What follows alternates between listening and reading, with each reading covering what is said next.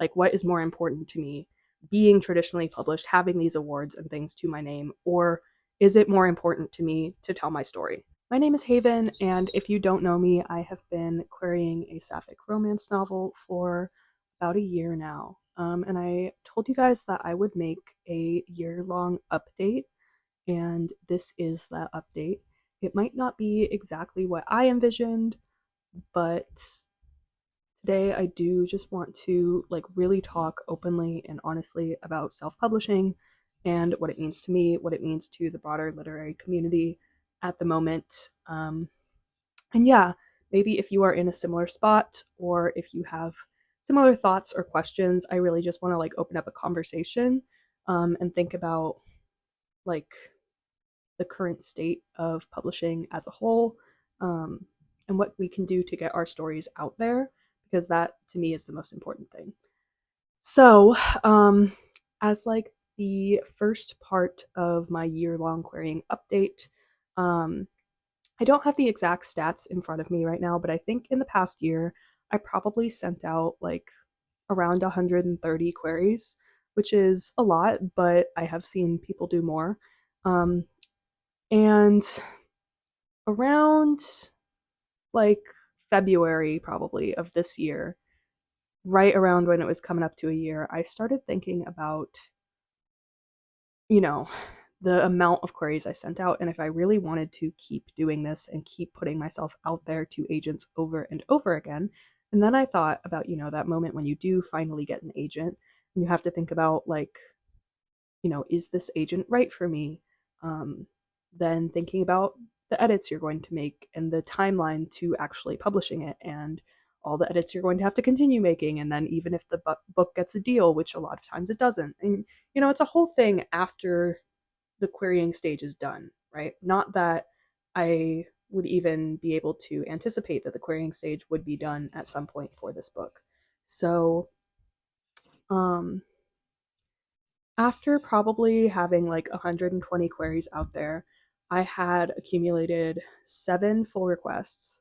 And I think I only ever heard back from like 2 of those people over, a year after. Um, and maybe not the final straw, but one of the final straws for me was a response I got recently from somebody who had my full manuscript, who requested it maybe in like the last few months, and it was just a form rejection. Like it wasn't even, not even a single line of personalized feedback on the manuscript they had read, or that, I can assume maybe that they had read. Um, and this was not atypical, like thinking about the responses that I've gotten for my full manuscript requests, I think only one of them had any type of feedback at all. And that was somebody who said that the premise was a little too unrealistic for them. And that I feel like I can understand. They were like a little bit more of a literary agent, so it was a stretch anyway, because I feel like my book is pretty solidly genre. And it's just not for her. That's totally fine.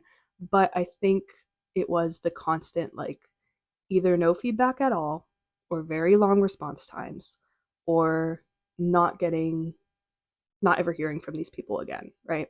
Um, and I don't want to start out this video by like just dunking on the entire publishing slash literary agent sphere as a whole, because I do know there are really, really good literary agents out there. And I think even like the people that have responded to me are probably still, and I'm sure they are still, really good literary agents. It's just that everyone is so overwhelmed and overworked, and they're getting hundreds and hundreds of queries in their inbox, if not thousands. And, it's just a lot. And they also have their own clients to manage. So I don't blame them at all for, just giving a form rejection on a full manuscript, but it is true that that's not how it always was.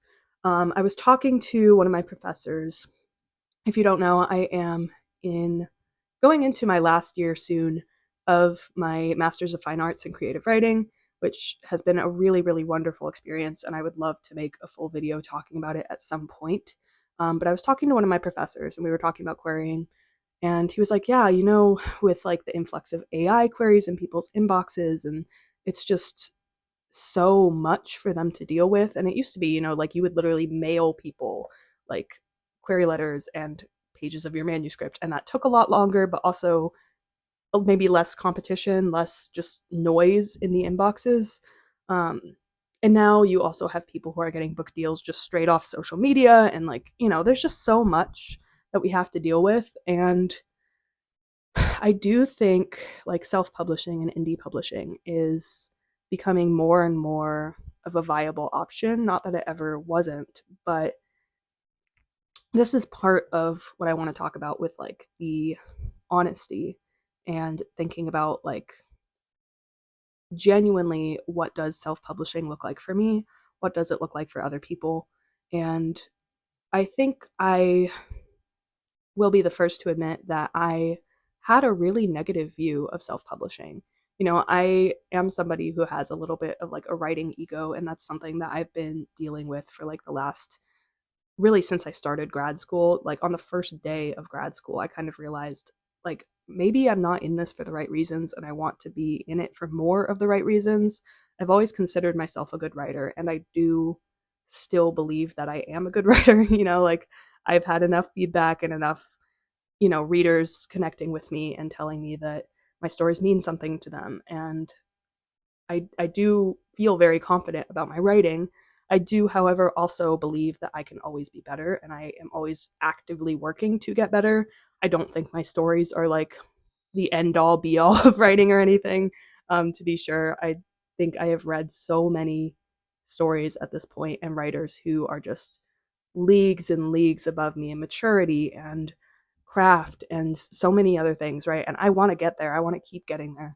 And I think that's something that really motivates me. But with all that said, self publishing is something that I always have had maybe not like a super negative view of, but it's just kind of considered failure, right? Like if you query like 200 people and nobody gets back to you, and if your book is a total dud and nothing ever happens with it, then maybe you can self publish and like a couple people will read it, maybe.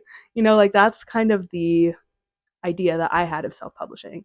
And I do think that as I have been working through this querying journey, seeing like the back end of the publishing industry, my my perspective on that has shifted a lot. And I want to talk about it because I don't think I'm alone in having that stigma of the self-publishing industry and sphere as a whole. I know there's a lot of people out there who have really, really positive experiences with self-publishing and who love reading indie authors, and that's kind of the space that I'm trying to work more towards after seeing what the publishing industry is becoming. And again, not to diss the publishing industry, because I do think there are still so many traditionally published books coming out every month and people getting book deals every month who are really, really deserving of it and really incredible storytellers and really have something meaningful to say. And there is work being done that I'm sure is more meaningful than my work that I'm trying to put out there. And that is all happening still in traditional publishing. So I don't want this to come across as like I'm bitter at the traditional publishing industry, so now I am making a video about it, because I don't think that's entirely what I'm trying to do. But I do want to talk about just self-publishing as a route of viable storytelling. And what I mean by that is thinking about what is more important to you, the prestige or actually getting your story out there? And that's not necessarily a question I'm asking to you guys, but a question I had to ask myself.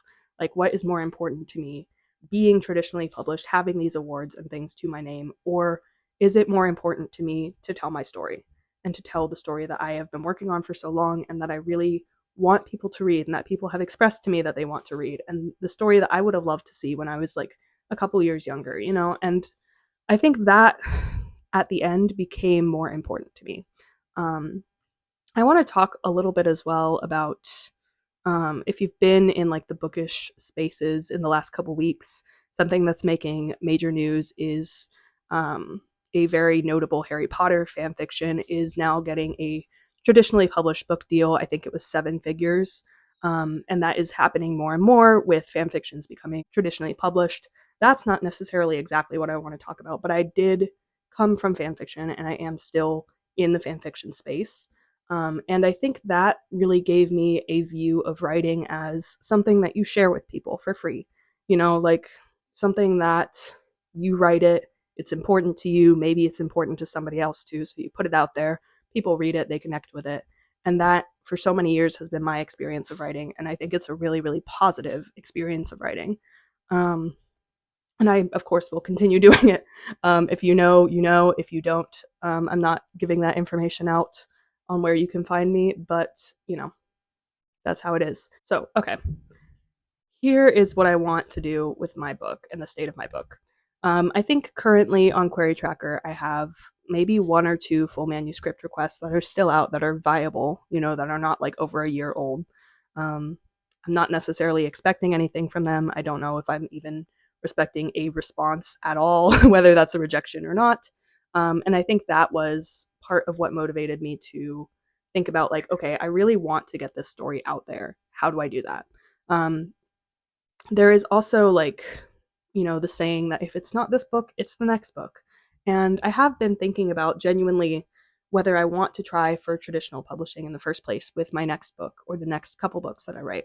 And I'm probably still will, just because I think on some level the prestige of that is always going to be something that is important to me, whether I work to deconstruct it or not, which I am trying to.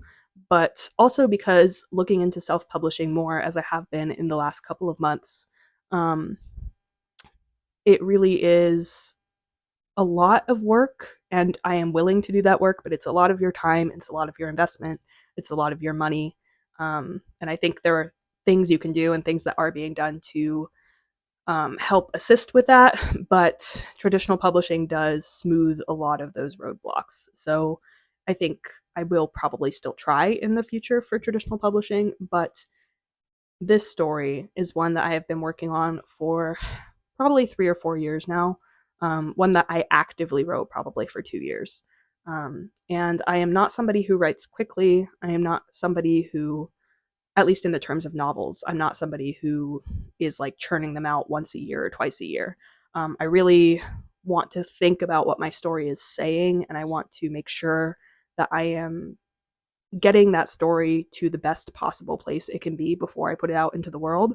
Um, so I am working on other novels, but I don't have them anywhere close to even a first draft. So the story that I have completed and have edited and have worked on for so long is one that I really do want to get out there, and I think I want to get it out there quickly.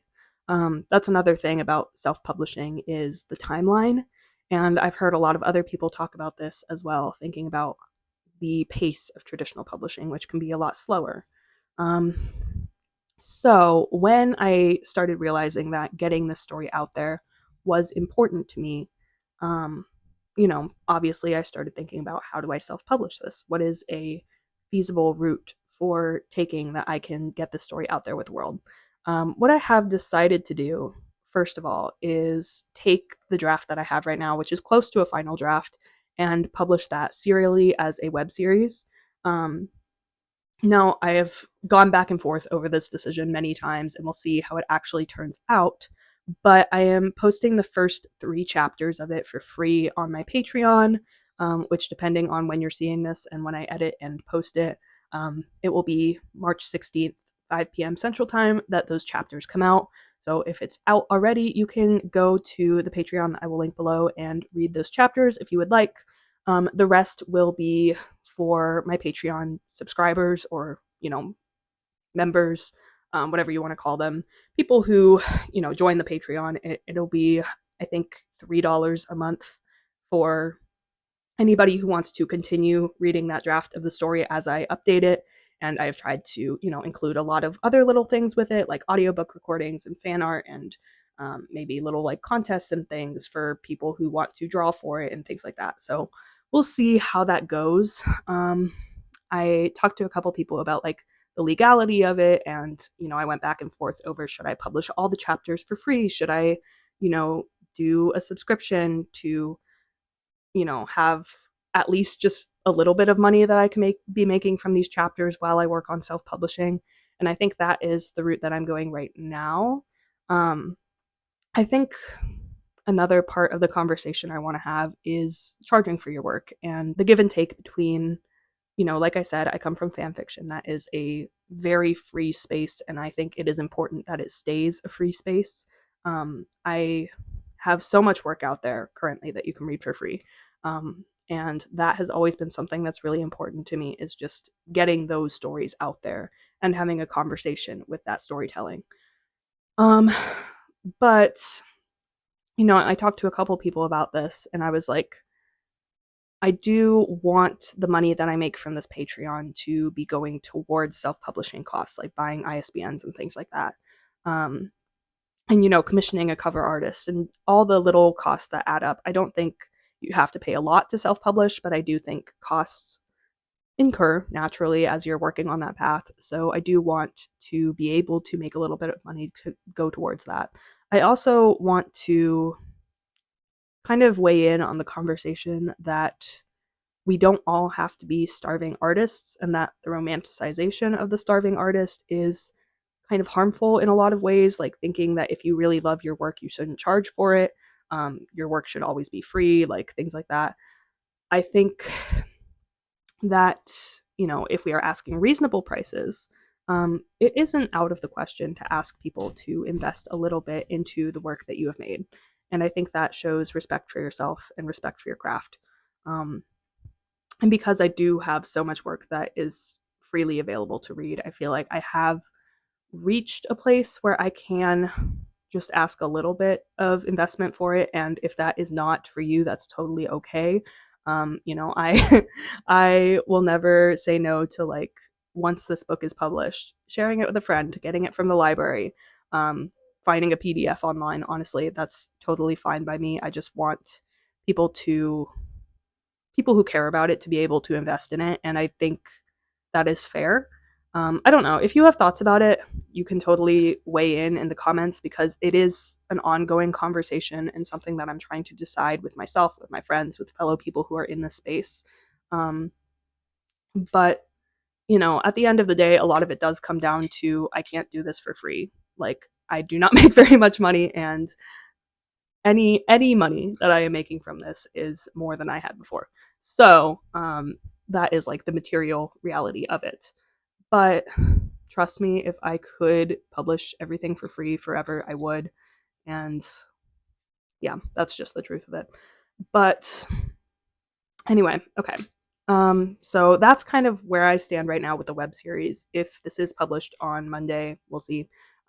You can go check out the first 3 chapters for free. Everything else will be, $3 to access. As I am posting the web series, it will run from currently March 2026 to August 2026, which is when the final chapter will be posted. Along the road of publishing those weekly chapters, I want to be researching self-publishing and looking up how to, commission a cover artist, how to format, and how to, get my series in print, maybe go to some indie bookstores, some things like that.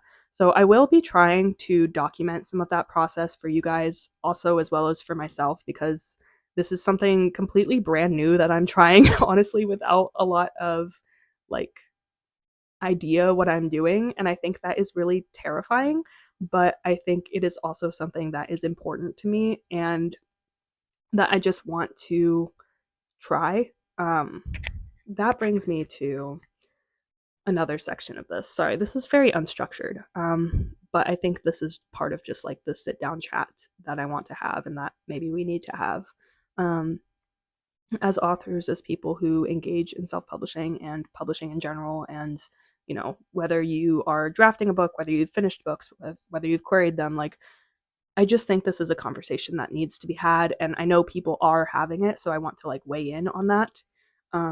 But another part that I want to talk about that I kind of mentioned in the beginning is this idea of failure and self-publishing specifically as failure.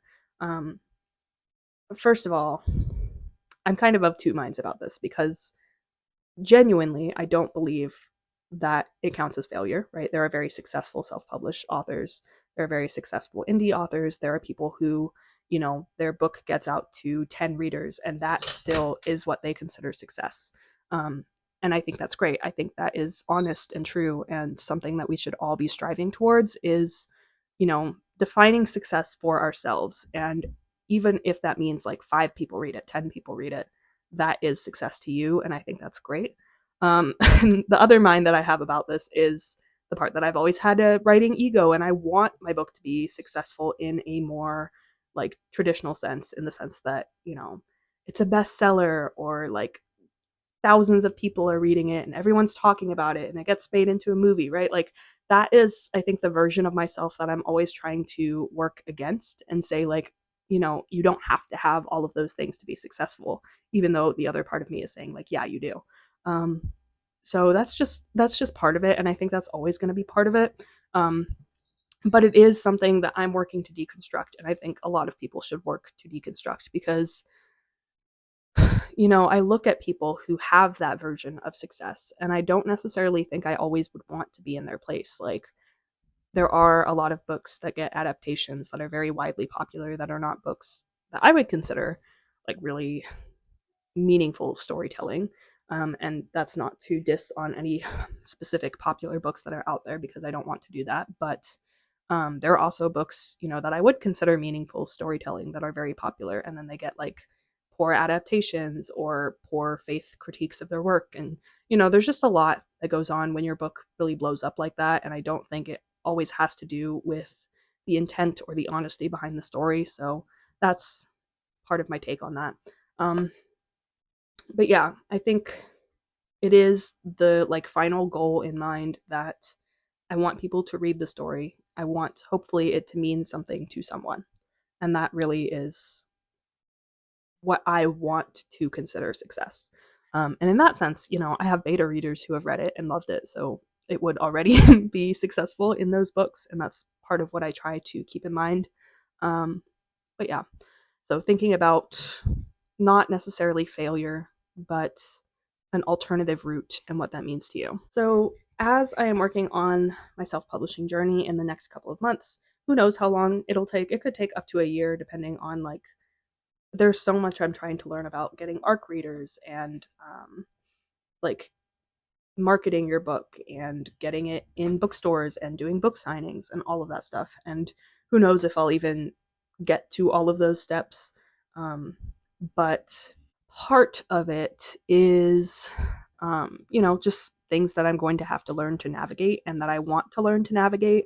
I want to talk about also how putting yourself out there, I feel like a lot of us think, especially like my generation, younger people, we are really embarrassed to put ourselves out there or to be seen trying at something. Like, there's so many times, even when I just thought about filming this video, I was like, oh my God, what if this person sees it? What if this person sees it? What if these people see it?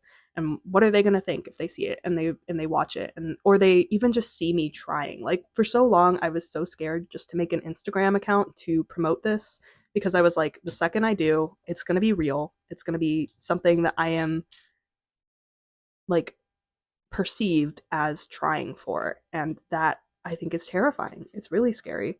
And even like, the first week after I made my first Instagram post, my professor, like, the first thing he said to me when he saw me at school was like, "What are you doing with your novel?"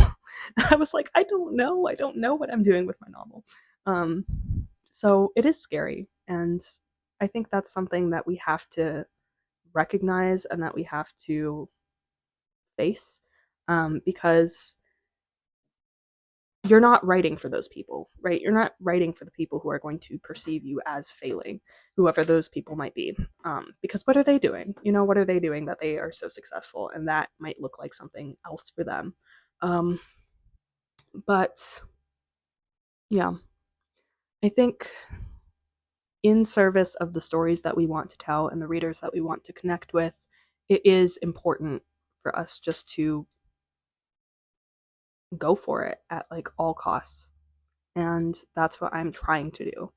So, as I document the self publishing journey, I am asking for advice, for tips, for community, for really anything that people are aware of. A big thing that I have in mind is that I do not want to publish through KDP. I do not want to be entirely dependent on Amazon. And I recognize that this is going to limit my opportunities, like right off the bat. But divesting from Amazon is something that is really personally and ethically important to me, and that I want to be able to also just financially retain more of my earnings for the books that I sell. Um, so I have like been looking into this already, but if anybody else has any tips about like the best ways to divest from Amazon, and I might still have my book available on there, but I don't want to be completely beholden to KDP. Um, so if anyone has, tips or experience or advice on how to distribute wide, again, it is something that I have already been looking into, but um, you know, advice from people who have actually done it and gone through it or have been witnessing it with their author friends, all things that I would be very open to hearing. Okay, so I want to spend a little bit of time actually talking about the book itself because, like, at the end of the day, this, all of this is just like the stuff that surrounds the story that you're trying to tell and get out there, right? Like, I think the book is the most important part always. And, like, so many of the conversations that we're having are just like adjacent to what the book actually is. So I do want to talk about my book because that is part of the putting myself out there that I want to be doing more of this year.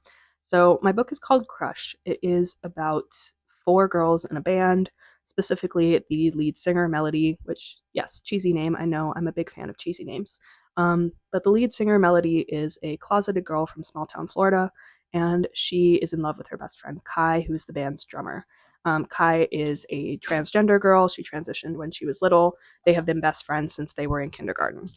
They started this band together with their college roommates and kind of have blown up on their second tour. So now they are a very, very, very famous band. I think it's interesting because when I started writing this, girl groups were not really all the craze. It was always the boy groups. It's all about the boy bands and the like rabid fans that surround the boy bands. I was a boy band fan myself, as if you know me, you probably know. So I always thought it was kind of fun to imagine this like alternate universe where girl groups were just as popular. And then as I was editing it and finishing it up, Cat's Eye became really huge, right? So I thought that was really interesting. Um, but I am a little bit in this book looking at how female pop stars are treated in comparison to male pop stars, the music industry, and its treatment of women.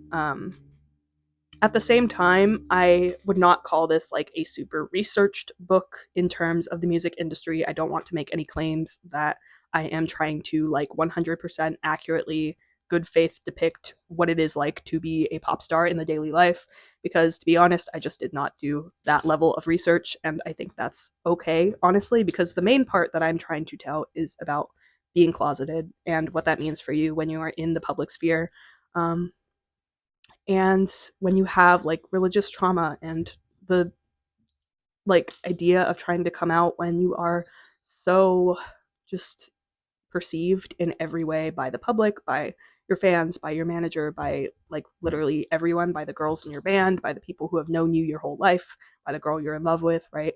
Like it is a lot. And I think that is the part that I am more interested in depicting accurately, because I wrote this when I was very closeted, right? And I wrote it as I was struggling to come out. Something that I have heard a lot about is like people that don't want another coming out story, right? Or people who just want a world depicted in their books where it is, normal to be queer and normal to have these feelings for people, and it's not something we need to linger over. And that is part of what I am trying to work towards in my other books. But for this book, it was really important to me to tell a story about coming out and to tell a story about, the struggle associated with that, because I was somebody who really, really struggled. And my background and my family and everything made that a very, very difficult and painful time in my life. And I would look around and I would see like Heartstopper, for example, was coming out when I first wrote this. Sorry, I'm getting I'm getting a little emotional. But Heartstopper was coming out when I first wrote this, and Heartstopper was such a beautiful story. Um, and they were so like unconditionally accepted by their families, right? And I loved that, and I also felt very isolated from it because it wasn't my experience, right? And I would talk to a lot of other queer people at the time, and they also had families that were very loving and very supportive, and communities that were very supportive. And I just didn't understand that. I couldn't resonate with it. And I was like, where are my people? Like, where are my people who have struggled with this and still want to come out the other side of it, like still want to have a good life, but are really like working on being visible and like going for what they want. And I am so grateful to be in a place now where I am very like publicly out to my friends and my community, and like where I have gone on dates with girls and like, just living the way that if I saw myself a couple years ago living this life that I'm living now, I don't know if I'd be able to believe it, like to believe how good my life is now. And that's something that I think is important to talk about, and important to talk about in fiction. Even though this is a romance and it is a lot of times lighthearted, it's kind of a serious book at times, and I think I'm just kind of a serious person. Like, my books are always going to be a little bit serious, and if that's not for you, that's okay. But I wanted to write it for the girls who have gone through that, and for people of all genders, who have gone through that. So that's the more serious part of the book. Um, the book in itself is about Melody, who is writing song lyrics, romantic song lyrics about her best friend Kai. She also has like a large sector of the band's fans who are like shipping her and Kai because they are so close and because they are childhood best friends. And because I wanted to do a little bit, not like a whole lot, but a little bit of commentary on fan culture and like real person shipping and how that impacts, or how I imagine that it impacts the people involved in those situations.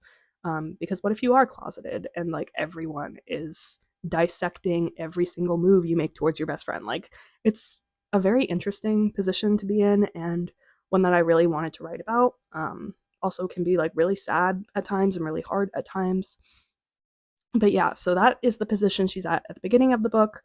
Um, After a concert one night, she loses her notebook of song lyrics, or it is like taken from her and uploaded online. So everyone sees and speculates about the lyrics, um, and obviously speculates that they're about Kai, who is her best friend. And her manager basically makes her a deal that if she can be seen publicly dating this R&B singer, that he has, secured a contract for, it'll be good publicity for the both of them. It'll get people off her back, and she can be seen with this guy out in public.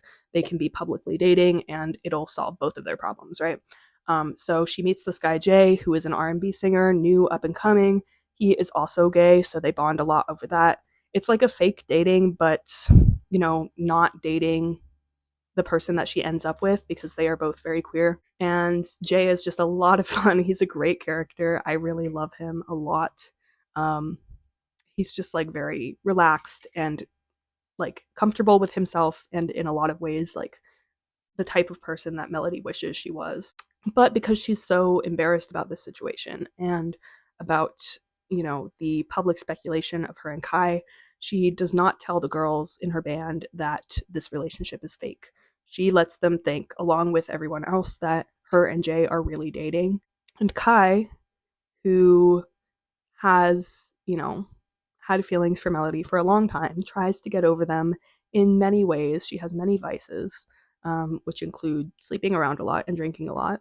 Um, she's pansexual. She switches from, partner to partner to partner, and that is a good thing. That is good for her, but also in a lot of ways a distraction.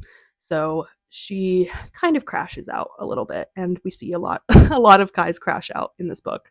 Um, but yeah, it's a book that is fun at times, really honest at times, really grueling at times, kind of silly at times. Like, it is in a lot of ways like the book of my heart, and I'm tired of talking about it and trying to downplay it, like, or not really explaining it to the best of my ability, because I love this book, and I think it is the book that I would have wanted to read when I was writing it, and I can't believe, like, I can't imagine that I am the only one who would have needed and wanted a book like that. Like, when I think about sapphic romance books today, and I do want to give a shout out to a recent author who I found who is also independently published. That is Ruby Landers. I read her book Only Hope, and it meant so much to me. This is such a good book if you have not read it, because I hardly ever see it recommended. If you have not read it, you need to. I don't know if I would have picked it up like just off the blurb alone, because it is kind of like a mafia romance, but not really. Like, it's not super involved with that. It's just, she's the type of author that I would read like anything from, just because her characters are so like real and there's so much interiority to them. The situations that they go through are really complex. The side characters are really fleshed out. The world is really fleshed out. Like, I'm like, these people could be like, I don't know, they could do anything for a living and I would still read about them. You know what I mean? So do go give Ruby Landers a try if you have not already. She is incredible. But in general, when I think about the state of sapphic fiction and sapphic romance, there's a lot of great stories out there, but I was finding it difficult to find a story like this one, where it is talking about how hard it is to be closeted, but also reaching towards something more. And there are a couple stories for sure that I have read that deal with those themes. But I think there should be more. And I don't think that's a crazy take. Um, I know that, we are trending as a whole in publishing towards this like queer utopia sort of vibe. But yeah, that is not always the reality for people. And I want to talk about stories that are real too.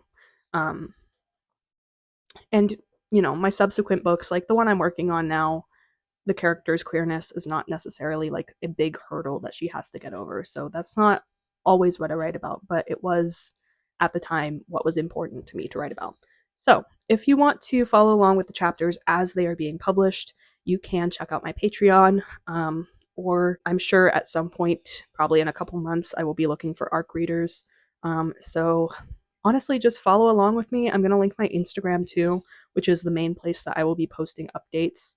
Um, and this is just honestly like a vulnerable and scary journey that I'm going on, but I want to be honest with you guys and with myself and think about what it means for me to get this story out there, and, how that I think is more important than waiting and waiting and waiting for validation that might never come.